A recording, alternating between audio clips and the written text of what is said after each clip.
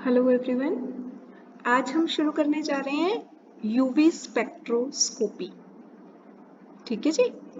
UV spectroscopy जब आप शुरू कर रहे हो तो ये कहता है कि आपको सबसे पहले कुछ एब्सॉर्प्शन लॉज पता होने चाहिए कि लॉ क्या क्या है एब्सॉर्प्शन के।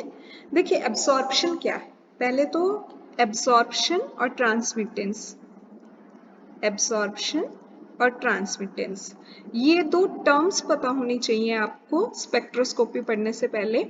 देखिए ये मैं आपको समझाती हूँ। मान लीजिए आपने कोई भी सैंपल लिया, ठीक है, ये आपका सैंपल है बेटा, इसमें आपने इसके ऊपर कोई भी इंसिडेंट रेडिएशन जो है इलेक्ट्रोमैग्नेटिक रेडिएशन इसके थ्रू पास की। ये आपने कोई भी इलेक्ट्रोमैग्नेटिक रेडिएशन जो है वो इस सैंपल के थ्रू पास की। तो इधर जो है आपका ये इस साइड ये है इंसिडेंस रे,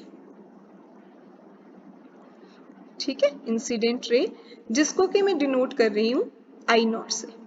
अब सैंपल के थ्रू पास होके जब ये बाहर निकली यहाँ पे, तो इसको हम बोलते हैं ट्रांसमिटेड। कि क्या ट्रांसमिट हुई? Transmitted radiation. और ट्रांसमिटेड रेडिएशन को बेटा मैं डिनोट कर रही हूँ आई से, ठीक है। अब देखो, मान लो इंसिडेंट रेडिएशन जो थी आपकी, इसकी जो इंटेंसिटी थी, इंटेंसिटी जो थी बेटा आई नॉट की, सपोज कीजिए वो 100% थी। अब सॉल्यूशन के थ्रू जब ये पास होके बाहर निकली, तो आई की जो इंटेंसिटी है, ट्रांसमिटेड रेडिएशन की जो इंटेंसिटी है, वो सपोज कीजिए आप हो गई 90%, ठीक है। तो इट मीन्स एब्सॉर्प्शन हुई है एनर्जी की, तभी तो उसकी एनर्जी जब पहले 100% थी इंटेंसिटी, वो डिक्रीज होकर 90% हो गई। तो इसका मतलब क्या है कि सैंपल ने कुछ अमाउंट एब्सॉर्ब किया है, मीन्स एब्सॉर्प्शन टेक्स प्लेस, ठीक है। सैंपल ने एब्सॉर्ब की तभी तो उसकी इंटेंसिटी डिक्रीज हुई। तो एब्सॉर्प्शन के आगे दो केसेस हैं। एब्सॉर्प्शन जो है बेटा उसके दो केसेस हैं। फर्स्ट है आपका केस वन। केस वन ये कहता है कि if your sample is transparent, अगर जो आपका सैंपल है वो ट्रांसपेरेंट है तो क्या होगा? ट्रांसपेरेंट है तो जो आपकी परसेंटेज एब्सॉर्प्शन होगी ना, परसेंटेज एब्सॉर्प्शन जो रहेगा आपका वो जीरो रहेगा, दैट इज जीरो, ठीक है। आई नॉट जो है इंसिडेंट रेडिएशन जो आपने डाली वो 100% है, तो ट्रांसमिटेड रेडिएशन भी जो उससे बाहर निकल के आएगी सैंपल से आई, वो भी आपकी 100% रहेगी। तो परसेंट ट्रांसमिशन कितना हुआ? परसेंटेज ट्रांसमिशन 100% निकल के आ रही है, तो परसेंटेज ट्रांसमिशन आपका 100% ही हो गया। और इस केस में आई नॉट भी 100% है, आई भी 100% है, तो आप कह सकते हो ना कि आई नॉट इज इक्वल टू आई है, ठीक है। आई नॉट इज इक्वल टू आई है इस केस में। सेकेंड केस क्या होता है आपका? Case to. केस टू में ये कहता है कि आपका जो सैंपल है, if sample solution is non transparent, non transparent, अगर वो ट्रांसपेरेंट नहीं है, तो जो परसेंटेज एब्सॉर्प्शन होगा ना बेटा, वो कभी भी जीरो नहीं होगा उस केस में। Percentage absorption is more than zero, मतलब एब्सॉर्प्शन हुई होगी, ठीक है। और ट्रांसमिशन जो हुआ होगा, परसेंटेज ट्रांसमिशन, जब एब्सॉर्प्शन होगी तो ट्रांसमिटेंस तो कम ही हुआ होगा, is less, is less then 100%। 100% से कम रहेगा हमेशा ट्रांसमिटेंस। तो इस केस में I naught is always greater than I. Incidence radiation जो है उसकी वैल्यू हमेशा ज्यादा रहेगी। Incidence radiation is always greater than the transmittance radiation. ऐसा क्यों हुआ? ट्रांसमिटेंस रेडिएशन, क्योंकि सैंपल ने कुछ अमाउंट एब्जॉर्ब कर लिया। आपने मान लो 100% पास की, सैंपल ने 5% अगर एब्जॉर्ब कर ली तो बाहर जो निकल के आई वो आई 95%। तो आपकी जो ट्रांसमिटेंस रेडिएशन है उसकी वैल्यू से इंसिडेंट रेडिएशन जो थी उसकी वैल्यू हमेशा ही ज्यादा रहेगी, हमेशा ही ग्रेटर रहेगी। ठीक है, तो अब ये कहता है कि एब्जॉर्बेंस क्या होता है आपका। इस हिसाब से एब्जॉर्बेंस है बेटा आपका इंसिडेंस रेडिएशन की जो इंटेंसिटी है आई नॉट बाय ट्रांसमिटेड रेडिएशन, निकली कितनी, कितनी आपने इंसिडेंट की और ट्रांसमिट कितनी हो रही है, तो उससे आ जाएगा कि सैंपल ने कितनी एब्जॉर्ब की, आई नॉट बाय आई। और हम इसको ऐसे भी लिख सकते हैं, एब्जॉर्बेंस को हम ए से डिनोट करते हैं, is equal to log 10 1 by T inverse of transmittance. क्यों? क्योंकि ट्रांसमिटेंस क्या है आपका, ट्रांसमिटेंस क्या है, पहले तो ट्रांसमिटेंस होता है आपका एब्जॉर्प्शन का उल्टा। अगर एब्जॉर्प्शन आई नॉट बाय आई है तो ट्रांसमिटेंस आपका आई बाय आई नॉट हो जाएगा, उसका उल्टा हो जाएगा। ठीक है, ट्रांसमिटेंस हमेशा एब्जॉर्बेंस का उल्टा होता है। तो अब ये कहता है कि जो आपका एब्जॉर्प्शन है वो क्या हो गया, एब्जॉर्प्शन को अगर हम ए से डिनोट कर रहे हैं तो वो उल्टा हो रहा है ना ट्रांसमिटेंस का, इनवर्सली प्रोपोर्शनल है ना ट्रांसमिटेंस की।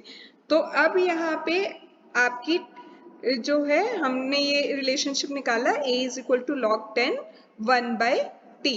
इस वैल्यू को पुट, ये जो वैल्यू आई है ना आपकी ट्रांसमिटेंस की जो वैल्यू आई है, ये वाली जो वैल्यू है ये ट्रांसमिटेंस की वैल्यू है ना, पुट वैल्यू ऑफ t,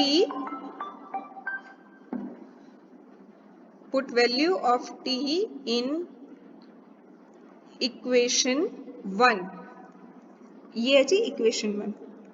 ठीक है, इसमें पुट कर दीजिए ट्रांसमिटेंस की वैल्यू। तो अगर ट्रांसमिटेंस है आपका I by I naught, I by I naught है ट्रांसमिशन ट्रांसमिटेंस, तो a is equal to log 10, ये आपका हो जाएगा आई नॉट बाय आई। अब आई नॉट बाय आई क्यों हुआ, क्योंकि हम t नहीं 1 बाय टी पुट कर रहे हैं। 1 बाय टी क्या होएगा, t का उल्टा होएगा। अगर t आपका i बाय आई नॉट है तो 1 बाय टी क्या हो जाएगा, आई नॉट बाय आई। तो ये हमने 1 बाय टी की यहाँ पे वैल्यू सब्स्टिट्यूट कर दी और आपकी इक्वेशन बन गई ये a is equal to log 10 I naught by I. इसका मतलब क्या है, वैल्यू ऑफ एब्जॉर्बेंस जो है ना, value of absorbance can be determined, आप एब्जॉर्बेंस निकाल सकते हैं किसी भी सैंपल के लिए for any sample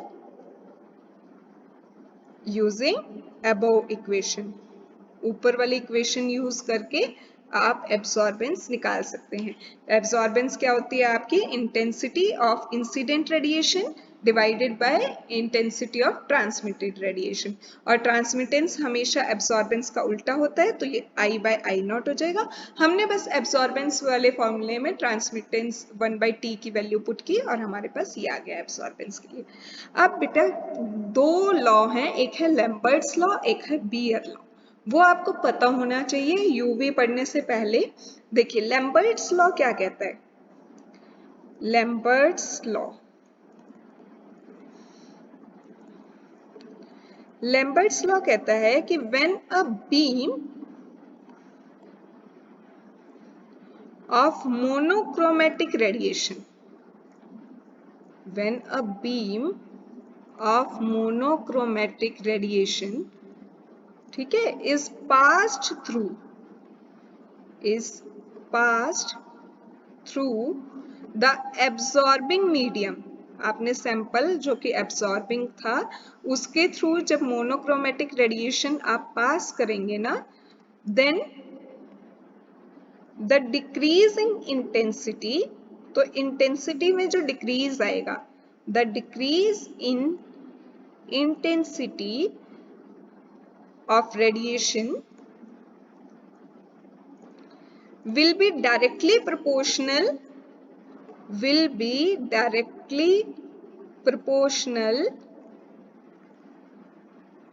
to the thickness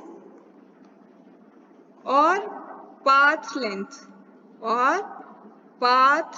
length of the solution।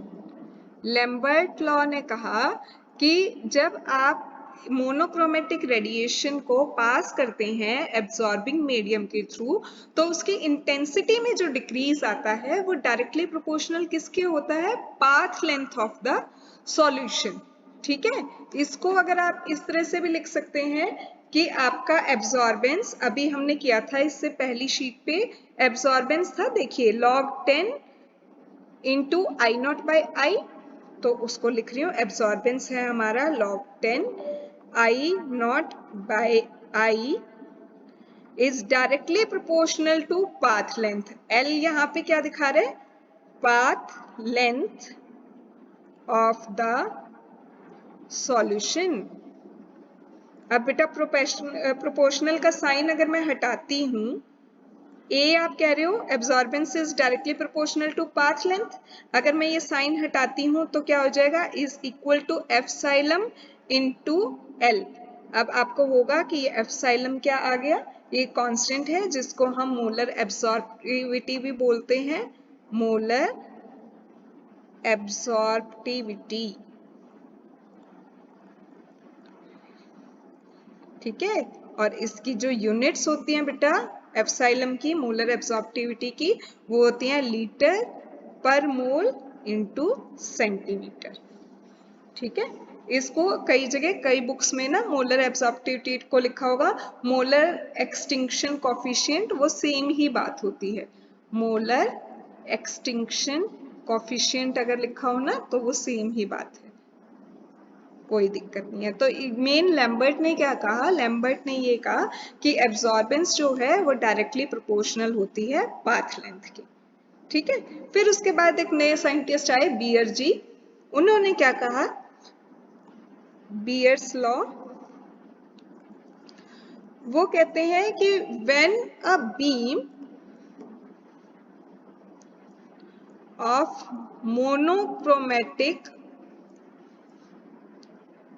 monochromatic radiation is passed through the absorbing medium, यहां तक वही है कि आपने मोनोक्रोमेटिक रेडिएशन पास की। ठीक है, एब्जॉर्बिंग मीडियम आपका जो भी सॉल्यूशन है, सैंपल सॉल्यूशन है, उसके थ्रू देन द डिक्रीज, इस बार जो डिक्रीज आएगा इंटेंसिटी में, then the decrease in the intensity of incident radiation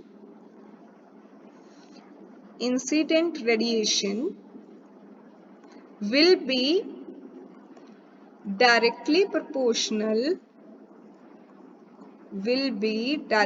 proportional to the concentration of the solution,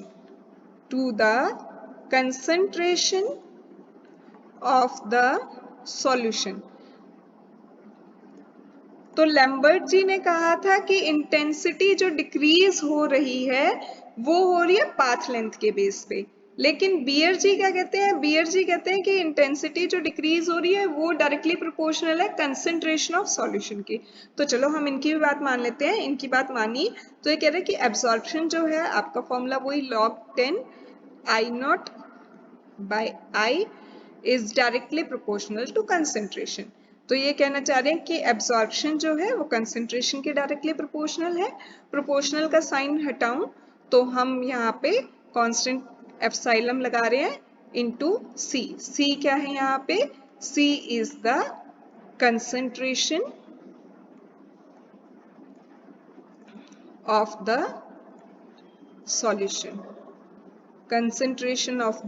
solution, ठीक है। और एप्सिलॉन आपका क्या है? भूलना नहीं उसको, वो वही है मोलर एब्जॉर्बिविटी। जिसकी कि हम यूनिट्स डिफाइन कर रहे थे लीटर पर मोल इनटू सेंटीमीटर।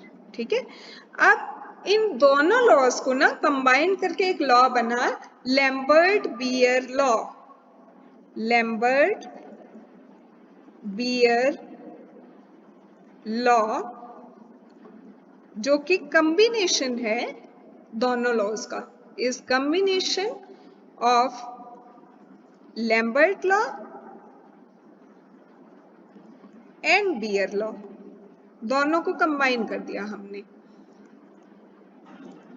तो ये अब लॉ कंबाइन होके क्या कहेगा, वही चीज कि हम जो डेफिनेशन अब तक लिखते आ रहे थे कि when a beam of monochromatic radiation, हमने उसको पास किया किसी सैंपल के थ्रू, तो जो इंटेंसिटी में डिक्रीज आएगा that is directly proportional to both. Combine कर दिया तो हम दोनों प्रॉपर्टी लेके चलेंगे। लैम्बर्ट जी ने कहा था path length directly proportional to both path length, जिसको हम L से डिनोट कर रहे थे, और बियर जी ने कहा concentration to both path length and concentration of the solution. दोनों की बात हमने मान ली। ठीक है, दोनों की बात मानी तो एब्जॉर्बेंस जो है आपका, एब्जॉर्बेंस होता है log 10 I not by I, ये जो है that is directly proportional to length into concentration. तो एब्जॉर्बेंस आप कह रहे हो दोनों के डायरेक्टली प्रोपोर्शनल है, लेंथ के भी और कंसंट्रेशन के भी। प्रोपोर्शनल का साइन हटाएं तो एप्सिलॉन हम कांस्टेंट लगाते हैं इनटू L इनटू C। ठीक है, यहाँ पे एप्सिलॉन क्या है आपका, मोलर एब्सॉर्प्टिविटी है, मोलर एब्सॉर्प्टिविटी। L क्या है बेटा आपका, पाथ लेंथ, और C क्या है आपका, कंसंट्रेशन ऑफ द सॉल्यूशन। ठीक है, दोनों के डायरेक्टली प्रोपोर्शनल है, कंसंट्रेशन के भी और पाथ लेंथ के भी जो आपका सैंपल है। अब यहाँ से पता है क्या होता है, बियर्ट लैम्बर्ट लॉ हमने क्यों यूज किया, कि आपके पास अगर कोई अननोन सैंपल है और आप उसकी कंसंट्रेशन निकालना चाहते हो ना, तो वो भी आप निकाल सकते हो। कैसे, आपका ये रिलेशनशिप आया ना A is equal to epsilon into L into C, तो आप क्या करो कंसंट्रेशन निकालने के लिए, देखो इसको हम E एप्सिलॉन और L को इस साइड ले आएंगे, A divided by epsilon into L। तो अगर क्वेश्चन में आपको एब्सॉर्प्शन की वैल्यू दी हो और आपको मोलर एब्सॉर्प्टिविटी दी हो कितनी है, पाथ लेंथ दी हो, तो आप अननोन सैंपल की कंसंट्रेशन भी निकाल सकते हैं। ठीक है, ठीक है जी, तो ये लैम्बर्ट बियर लॉ आपको पता होना चाहिए। अब हम मूव करते हैं principle and theory of UV spectroscopy पे। Principle and theory of UV spectroscopy.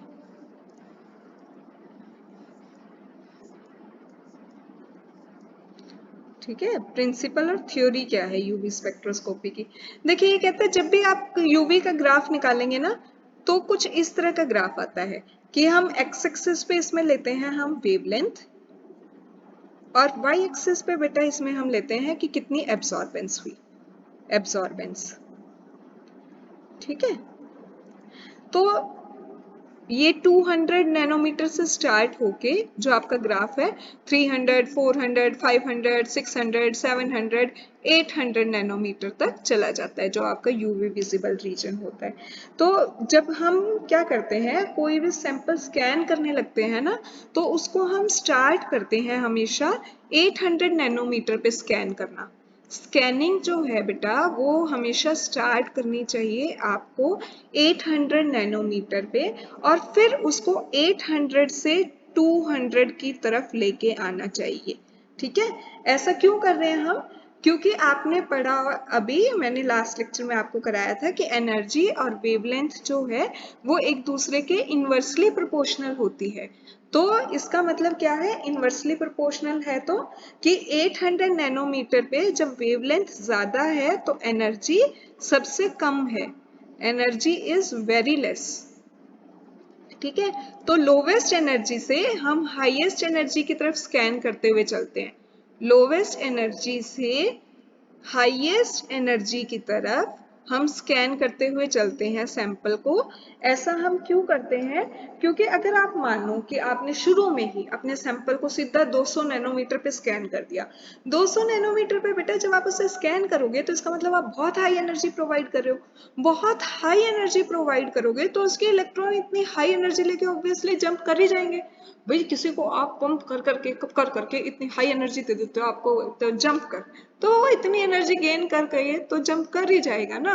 जब वो जंप कर जाएगा तो ऐसा होगा कि 200 नैनोमीटर पे तो आपका पूरा कंपाउंड ही जंप कर जाएगा। इलेक्ट्रॉन की तो बात छोड़ो आप, तो उसके जब सारा कंपाउंड ही एज अ होल जंप कर गया तो आपको जो ग्राफ मिलेगा उससे आप कुछ नहीं इलुसिडेट कर पाओगे, कुछ नहीं कंपाउंड बता पाओगे कि आपका कंपाउंड कौन सा है। इसलिए हम क्या करते हैं, धीरे धीरे 800 नैनोमीटर से उसकी एनर्जी को बढ़ाना शुरू करते हैं, मतलब 200 नैनोमीटर की तरफ आना शुरू करते हैं। बीच में आपको कहीं पे भी एक ऐसी ना ब्रॉड सी पीक मिल जाएगी। जो ये ब्रॉड पीक होती है ना बेटा, इसमें ये जो होता है ये यहाँ से लेके यहाँ तक की जो वेवलेंथ होती है ये आपका लैम्ब्डा मैक्स होता है। ठीक है, ये लैम्ब्डा मैक्स मान लो आपका आ रहा है 450 नैनोमीटर पे। तो इसका मतलब क्या है, जब आपका लैम्ब्डा मैक्स अगर 450 नैनोमीटर पे आ गया तो इसका मतलब जो आपके कंपाउंड के अंदर इलेक्ट्रॉन है ना, वो इलेक्ट्रॉन 450 नैनोमीटर जितनी एनर्जी गेन करके जंप करते हैं लोअर एनर्जी स्टेट से हायर एनर्जी स्टेट में। अब आप देख लो कि आपका अननोन कंपाउंड में क्या बॉन्ड हो सकता है, क्या ग्रुप हो सकता है कि जिसके इलेक्ट्रॉन भाई 450 नैनोमीटर के आसपास जंप करते हैं। तो उससे आपको ये आइडिया हो जाएगा कि आपका जो कंपाउंड है उसमें कौन सा फंक्शनल ग्रुप है या कौन मल्टीपल बॉन्ड है, ये क्या है। एक रेंज होती है ना हर एक ग्रुप की कि ये वाला जो ग्रुप है ये इतने नैनोमीटर पे एब्जॉर्ब करता है, ये मल्टीपल बॉन्ड इतने नैनोमीटर पे एब्जॉर्ब करता है। तो जहां पे भी आपकी पीक आएगी ना, उससे आपको आइडिया हो जाएगा कि हमारे कंपाउंड में ये वाला फंक्शनल ग्रुप हो सकता है या मल्टीपल बॉन्ड हो सकता है जिसकी वजह से इतने नैनोमीटर पे पीक आई और इसके इलेक्ट्रॉन जंप करके लोअर एनर्जी लेवल से हायर एनर्जी लेवल में चले गए। ठीक है, अब इसके बाद आता है कि different type of electronic transitions क्या होती हैं। Different electronic transition levels in UV spectroscopy. UV spectroscopy में कौन कौन सी इलेक्ट्रॉनिक ट्रांजिशंस हो सकते हैं। ये तो हमें पता है कि इलेक्ट्रॉन जंप करके लोअर एनर्जी लेवल से हायर एनर्जी लेवल में जाता है और उसके लिए एनर्जी एब्जॉर्ब होती है और वो एब्जॉर्प्शन हम पढ़ते हैं कि कितने नैनोमीटर पे आई और उससे हम अपना अननोन कंपाउंड पता लगाते हैं कि हमारा अननोन कंपाउंड कौन सा है। तो पर इसमें कौन कौन सी एब्जॉर्प्शंस हो सकती हैं, तो उसके लिए देखिए मैं आपको बना के दिखाती हूँ। हम जो है 5 लेवल दिखाएंगे जी। एक ये लेवल एनर्जी गैप जो है ना, ये थोड़ा सा जो आपके बॉटम के 3 लेवल्स हैं जो बॉन्डिंग वाले हैं उनके बीच में हम कम दिखाएंगे। बॉन्डिंग वाला एक आपका हो गया सिग्मा, एक आपका हो गया पाई, एक आपका हो गया नॉन बॉन्डिंग। अब जो हायर एनर्जी वाले हैं वो आपके anti bonding.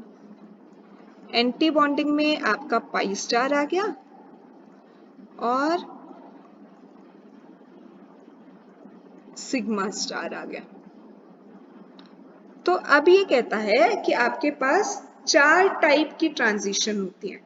4 type of transition, 4 type of transition takes place in UV spectroscopy. UV spectroscopy में 4 टाइप की ट्रांजिशंस होती हैं। कौन कौन सी? एक होती है आपकी sigma two sigma star transition. ठीक है, sigma two sigma star transition से ही शुरू करते हैं। चलो पहली वाली जो ट्रांजिशन है इसमें ये कहता है बेटा कि आपके पास हाईएस्ट ऑक्यूपाइड मॉलिक्यूलर ऑर्बिटल, दो चीजें होती हैं, एक होमो एक ल्यूमो। ये अगर आपने पढ़ना है ना, मेरी एक और वीडियो मिलेगी आपको जिसमें मैंने आपको बताया होगा पाई मॉलिक्यूलर ऑर्बिटल डायग्राम ऑफ ब्यूटाडाइईन और बेंजीन, उसमें बेटा ये काफी अच्छे से एक्सप्लेन किया हुआ है। ब्यूटाडाइईन वाले में होमो क्या होता है, ल्यूमो क्या होता है। होमो वैसे आपको मैं बता देती हूँ, हाईएस्ट ऑक्यूपाइड मॉलिक्यूलर ऑर्बिटल होता है। हाईएस्ट ऑक्यूपाइड मॉलिक्यूलर ऑर्बिटल मतलब ऐसा मॉलिक्यूलर ऑर्बिटल जिसमें इलेक्ट्रॉन प्रेजेंट हो और हाईएस्ट एनर्जी लेवल का हो। ल्यूमो क्या होता है आपका, लोवेस्ट अनऑक्यूपाइड, मतलब सबसे नीचे वाला अनऑक्यूपाइड मॉलिक्यूलर ऑर्बिटल कौन सा है। ठीक है, इसमें क्या है, ये कहता है आपका जो हाईएस्ट ऑक्यूपाइड मॉलिक्यूलर ऑर्बिटल है सिग्मा, सिग्मा ये वाला, यहां से एक इलेक्ट्रॉन एनर्जी एब्जॉर्ब करेगा यूवी रीजन में। ठीक है, इलेक्ट्रॉन एनर्जी एब्जॉर्ब करेगा यूवी रीजन में और यहां से ये जंप होके चला जाएगा ल्यूमो में, मतलब लोवेस्ट अनऑक्यूपाइड मॉलिक्यूलर ऑर्बिटल किस में जाएगा, सिग्मा स्टार में। सिग्मा स्टार में, सिग्मा से सिग्मा स्टार में आपका इलेक्ट्रॉन चला गया। सिग्मा आपका क्या था यहाँ पे, हाईएस्ट ऑक्यूपाइड मॉलिक्यूलर ऑर्बिटल, और सिग्मा स्टार आपका क्या है, lowest unoccupied molecular orbital, LUMO. ठीक है, और ये जो ट्रांजिशन होती है ना बेटा, ये होती है अराउंड 150 नैनोमीटर के आसपास। ठीक है, तो जो आपका यूवी विजिबल स्पेक्ट्रोस्कोपी में हम जो रेंज पढ़ते हैं ना, वो हम 200 नैनोमीटर से जनरली 800 नैनोमीटर के बीच की पढ़ते हैं। तो इसमें ये कहता है कि ये तो 200 से भी कम आ रही है 150, तो 150 नैनोमीटर को हम क्या बोलते हैं generally, vacuum UV region, vacuum UV region. Vacuum UV region क्यों बोला, वैक्यूम यूवी रीजन जो होती है ना बेटा आपकी, वैक्यूम यूवी रीजन जो होती है वो जनरली बिलो 200 नैनोमीटर होती है, बिलो 200 नैनोमीटर। इसको ऐसा क्यों बोल रहे हैं हम, क्योंकि 200 नैनोमीटर से बिलो ना ऑक्सीजन एब्जॉर्ब करना शुरू कर देती है एनर्जी और उसके इलेक्ट्रॉन जंप करना शुरू कर देते हैं। तो हमें क्या करना पड़ता है कि ऑक्सीजन तो आसपास सारे के हैं, ऑक्सीजन अपनी पीक ना देनी शुरू कर दे, उसके लिए हम क्या करते हैं, उसके लिए हम वैक्यूम क्रिएट कर देते हैं। Because below 200 nanometre oxygen start absorbing, oxygen absorb करना शुरू कर देती है, so we have to create vacuum condition. इसलिए हमें वैक्यूम क्रिएट करना पड़ता है टू अवॉइड ऑक्सीजन एब्सॉर्प्शन, कि ऑक्सीजन के एब्सॉर्प्शन ना आनी शुरू हो जाए, इसलिए हम इसे वैक्यूम क्रिएट किया हमने, वैक्यूम यूवी रीजन भी बोलते हैं। ठीक है, ये किन के केस में होती है, सिग्मा टू सिग्मा स्टार जो है ये सभी सैचुरेटेड हाइड्रोकार्बन्स में होती है। एग्जाम्पल है इसका सैचुरेटेड हाइड्रोकार्बन्स, मतलब जिसमें कार्बन कार्बन के बीच में सिंगल बॉन्ड होगा, सिग्मा बॉन्ड होगा ना, सिग्मा बॉन्ड वाले कंपाउंड्स में sigma two sigma star transitions होती हैं। अब ये कहता है कि आपकी अगली ट्रांजिशन कौन सी है, अगली ट्रांजिशन जो आपकी हो सकती है, देखिए वो आपकी हो सकती है एन से सिग्मा स्टार ट्रांजिशन, ये वाली जो है एन, ये एन मॉलिक्यूलर ऑर्बिटल, इससे ये वाली बेटा सिग्मा स्टार ट्रांजिशन। ठीक है, ये कंपैरेटिवली N2 जो सिग्मा स्टार ट्रांजिशन है आपकी, वो लेसर एनर्जी की होती है, less energy as compared to sigma to sigma star transition। Sigma से सिग्मा स्टार ट्रांजिशन के कंपैरिजन में N to sigma star transition जो होती है वो कम एनर्जी की होती है। ठीक है, ये किस में होती है, नॉन बॉन्डिंग, एन का मतलब है नॉन बॉन्डिंग, जो बॉन्ड में यूज नहीं हो रहे इलेक्ट्रॉन, जो एज ए लोन पेयर रखे होंगे, non bonding and go to sigma star, non bonding molecular orbital से शुरू होके सिग्मा स्टार तक जा रही है। तो ये किस में हो गई? It take place where there is a hetero atom present in saturated compound. Example है इसका, जहां पे भी सैचुरेटेड कंपाउंड में when hetero atom is present in saturated compound. देखिए सिग्मा में जा रही है तो इसका मतलब कंपाउंड सैचुरेटेड ही है, उसमें कहीं पे मल्टीपल बॉन्ड नहीं है। लेकिन इलेक्ट्रॉन कौन से जंप कर रहे हैं? नॉन बॉन्डिंग वाले। जब नॉन बॉन्डिंग वाले इलेक्ट्रॉन जंप कर रहे हैं तो मतलब वो लोन पेयर है। लोन पेयर किसके पास हो सकता है? हेटेरो एटम, जैसे आपका ऑक्सीजन हो गया, नाइट्रोजन हो गया, जिसके पास भी लोन पेयर हो, उसके इलेक्ट्रॉन जब सिग्मा स्टार में जंप करके जाएंगे तो वो आपकी होती हैं N2 सिग्मा स्टार ट्रांजिशंस। ठीक है। अब थर्ड आपकी आती है, कौन सी ट्रांजिशन आएगी? Third pi to pi star transition पढ़ लेते हैं हम। पाई से लेके यहां तक pi to pi star transition. Pi to pi star transition जो है बेटा, ये है कि ये कहता है कि energy required is even less. Pi to pi star में energy required is less than किससे? N2 सिग्मा स्टार से भी कम एनर्जी चाहिए, सिग्मा स्टार ट्रांजिशन। ठीक है। इसमें जो एनर्जी चाहिए होगी आपको, वो जनरली जो है that is more than 200 nanometre, more than 200 nanometre से ज्यादा एनर्जी है। और ये ना 200 नैनोमीटर से एक्सटेंड होके 800 नैनोमीटर तक भी जा सकती है जो एनर्जी की एब्सॉर्प्शन होगी। दैट डिपेंड कि कंपाउंड के अंदर कितनी ज्यादा कंजुगेशन है, जितनी ज्यादा कंजुगेशन होगी उतना ज्यादा नैनोमीटर में आपके पास आंसर आता चला जाएगा। ये किन कंपाउंड में होता है? देखिए पाई है, पाई का मतलब पाई बॉन्ड है, पाई बॉन्ड है तो इसका मतलब मल्टीपल बॉन्ड होगा, डबल बॉन्ड या ट्रिपल बॉन्ड। जब भी आपका हाइड्रोकार्बन व्हेन डबल बॉन्ड और triple bond is present in hydrocarbon और triple bonded hydrocarbon are present, तो ये वाली ट्रांजिशंस हो जाएंगी। हाइड्रोकार्बन आर प्रेजेंट, ठीक है। डबल बॉन्ड या ट्रिपल बॉन्ड होगा आपका किसी भी हाइड्रोकार्बन में, तो उसमें पाई टू पाई स्टार ट्रांजिशंस हो जाएंगी। ये जनरली होती हैं आपकी एरोमेटिक कंपाउंड्स के केस में। ठीक है, एरोमेटिक कंपाउंड, इसका जो एग्जाम्पल है ये मैं लिख देती हूँ। एरोमेटिक कंपाउंड्स में होती है बेटा, एरोमेटिक कंपाउंड्स। और लास्ट टाइप की जो आपकी ट्रांजिशन है वो आपकी है N2 पाई स्टार ट्रांजिशन। देखो अब आप देखोगे तो ये तो सबसे कम एनर्जी वाली है आपकी, यहां से शुरू हुई और यहां पे खत्म भी हो गई बेचारी। तो N2 पाई स्टार ट्रांजिशन जो है this is lowest energy transition, lowest energy transition. ठीक है, किसकी बात कर रहे हैं हम? यहाँ पे लिख देती हूँ N2 पाई स्टार ट्रांजिशन की बात कर रहे हैं, जिसकी एनर्जी सबसे कम है, lowest energy transition. It start from, कहाँ से शुरू हुई? Non bonding, non bonding n orbital से शुरू हुई और जंप करके गया कहाँ पे? पाई स्टार के। ठीक है, lowest unoccupied LUMO of pi star orbital.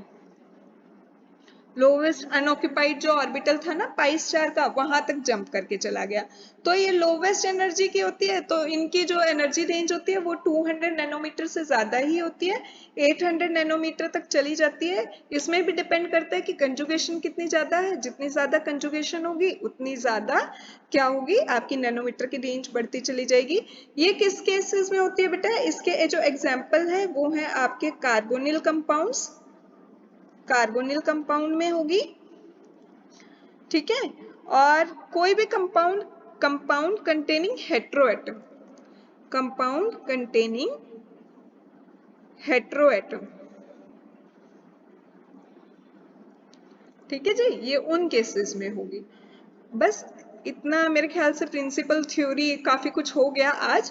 तो एक छोटी सी चीज और बता के जाती हूँ कि जो हमने N to sigma star transition की थी ना, ये वाली ब्लू कलर वाली, N से जंप किया था आपका इलेक्ट्रॉन और सिग्मा स्टार में गया था, है ना।